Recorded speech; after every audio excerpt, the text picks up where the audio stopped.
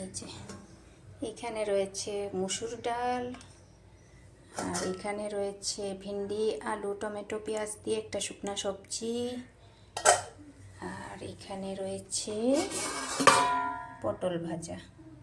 এই যে আজকে এইগুলোই আমি রান্না করেছি। আর এই যে কুকারের মধ্যে আছে ভাত। ব্যাস, এইগুলোই আমার আজকের মেনু।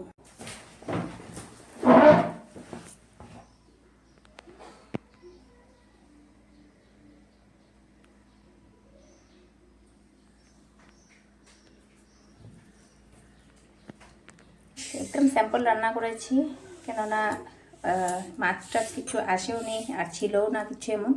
তো এগুলো ছিল, তো এগুলোই রান্না করেছি। তো কেমন হয়েছে আমার এই রান্নাটা অবশ্যই বলবেন। যদি ভালো লাগে থাকে তো একটা লাইক করবেন, কমেন্ট করবেন আর শেয়ার করবেন। তো দেখা হচ্ছে আপনাদের সাথে নেক্সট ভিডিওতে। বাই।